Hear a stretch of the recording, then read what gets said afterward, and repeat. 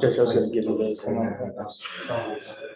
I waived my financial issues, so I waived half of my attorney's fees. And his parents are here. They're helping him support him through this time. He's lost his job. So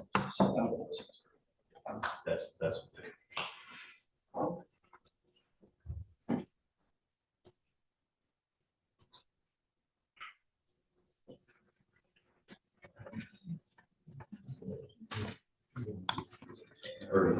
Mr. Burrows, you're charged with driving while intoxicated. You're facing up to 6 months in jail and or a $2,000 fine.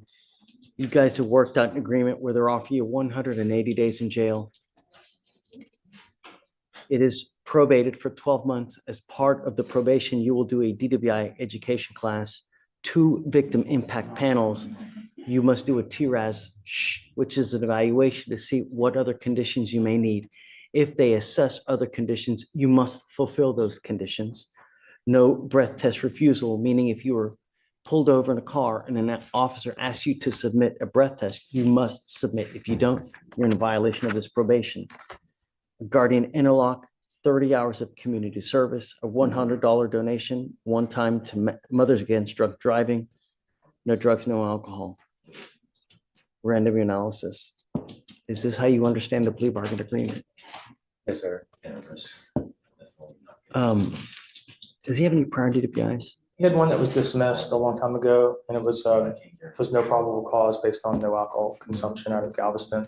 So yes. we tried to get a pizza at the Port, but it's just because of that. He had a theft when he was a kid, like 17 years old, but it was Just one. yeah. But he was he was 17 and he had an employee theft, and then he picked up another theft, but they didn't revoke his probation. It was like $100 from a cash register, but that was a long time ago.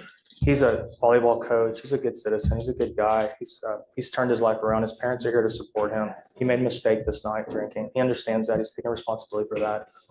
He's doing whatever he can to move forward. And he's in a financial hardship now. That's why we're asking for a reduction in the DPS fine. I've worked with him on payment plans and stuff. I'm going to waive all my fees so he can succeed. So.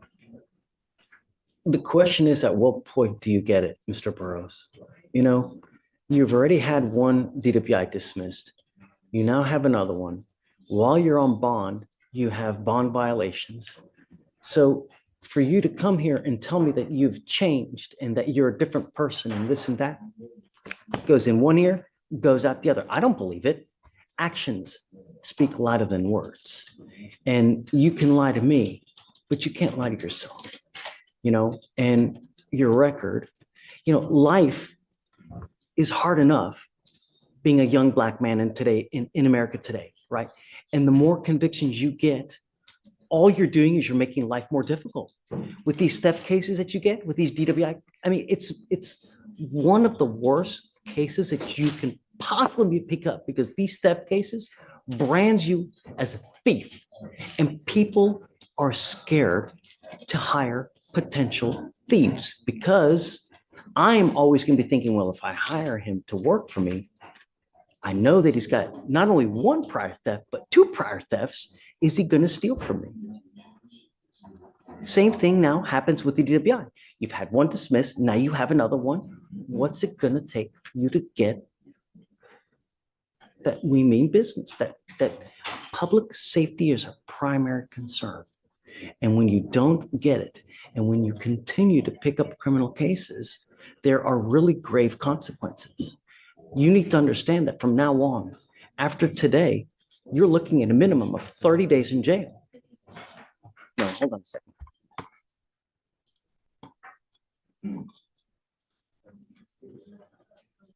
$90 days in jail at a minimum for any new cases you pick up here in county court. Don't matter how small it is. From now on, you are looking at a minimum of 90 days in jail. Not only that, you pick up another theft, you could be potentially charged with a felony, because they use those as a stepladder to enhance punishment. And when you don't get it, they combine all those to get up to felony court. You could be potentially facing that. You pick up another theft case as well. At some point, you got to get it. And I hope that this is it. And usually, in my experience, being here, at times when we go too easy on people, they still don't get it. You're skirting out of here today. You're getting probation. You're getting no jail time. You're not getting your license suspended. Now they want me to waive, Michael wants me to waive the fines and fees. I mean,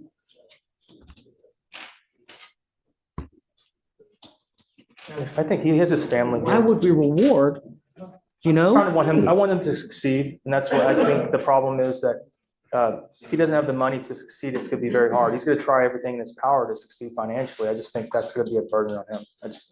I took it upon myself to forego my fees, and I'm doing whatever I can to help him. And that's great. Yeah, I understand Michael, that. I just don't think he can't afford it. He physically can't afford it. We're putting the burden on his parents who are here to support him. They're in the back. They're here. He's going to be staying with them to reduce whatever fees he has to try to, get back on his feet. But he's trying, Judge. He is. He's been in constant contact with me. We talk every other day. He's literally trying. He really is. And I think if you give him a shot here, he's going to do whatever he can to, prove you wrong. I don't have to accept this agreement. I could say, no, I don't want this. Well, I'm jail time. I will accept your agreement, Mr. Burrows, but I want you to understand that if you come back here and try to tell me that you test positive again because of makeup, that kind of excuse is such that every single person who puts makeup on gets intoxicated. Really? So if you come up here while you're on this probation and you test positive for alcohol, it tells me that you have a problem. And I'm giving you fair warning now that you will go into a rehab facility. I can amend the conditions to put you in a lockdown rehab facility for, at a minimum, 9 months to 10 months, if you respond well to treatment. I will accept it, but I'm telling you now, if you test positive for whatever it may be, get ready. And I hope that and I want to read a P Defender DPI education class. I don't want just a garden variety.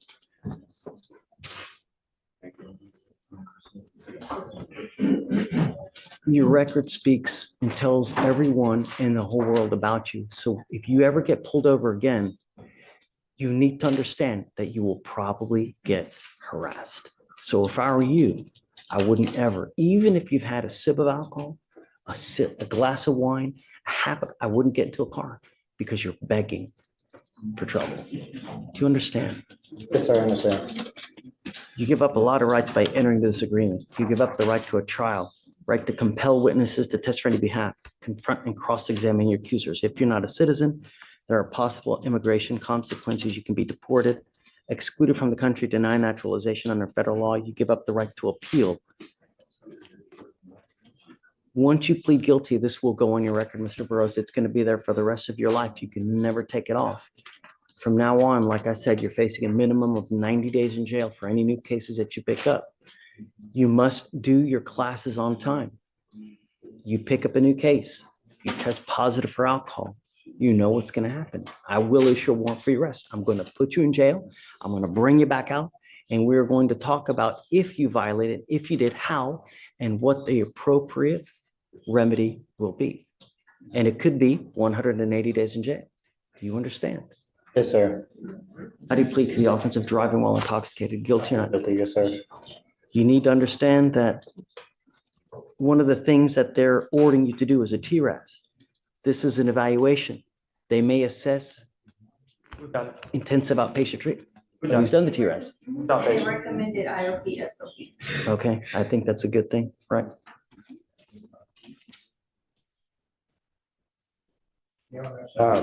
May I say a word, please? Sure thing. Once again, I do appreciate, the second chance. When I went to jail for a year when I was 17, and that's when I was in high school. Shh. It's been 18 years ago. I've been a completely different person. I coach volleyball, I do a lot. I do give back a lot, and I do understand that this record will carry on without my life. I've already realized that, and I've been doing things a lot different. I did make a mistake. I did end up, drinking and driving. The first case, I do admit. After that, I haven't told you a lie at all. It was more than just makeup. It was paint, body paint, full transformation. I do a lot on Halloween. I did not know that I was seeking to my ankle, and I haven't lied to you about that. Once again, I do appreciate the second chance. I'm a lot different than what my record says that I am. That happened when I was in high school, 17, 18, I'm 35 now. I haven't been in trouble since. I know you did see DWI on there. I was leaving work, didn't have a sip of alcohol. I asked to do a breathalyzer. They wouldn't let me do a breathalyzer. That was leaving from Kima. They have an ongoing case. I didn't have a sip of alcohol. That's the reason why I got thrown out. I didn't have a sip of alcohol. I asked them to do a breathalyzer. I was being harassed for that whole Talking about the month. first case in Sir. Galveston. I was being harassed for a whole month. 14 times I got pulled over. The last time before that one, I told them, I said, there's a reason why you pulling me over. And that's what I told them. The next time I got pulled over on 146. They didn't even give me a chance to even do a breathalyzer. And that's the reason why I got thrown out. It's because I asked to do a breathalyzer. They didn't take my blood, didn't take anything. They wanted to take me to jail because of some beef that's happening in between the Kima bars and Kima PD. I changed my life a lot.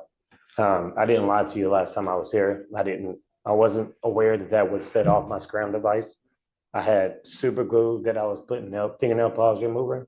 Last time I didn't speak because I was on my anxiety medication, so I didn't really speak, but I can speak a lot better today because I haven't taken it in the last 2 days. But that's what ended up happening. Once again, I do appreciate you for giving me a second chance, but just want to let you know I didn't lie to you last time I was here.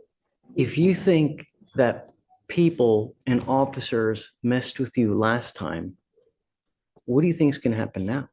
I do understand that, sir. And I do understand. the only thing that I'm trying to impart to you is don't give them the ability to do that by smelling like alcohol, smelling like weed.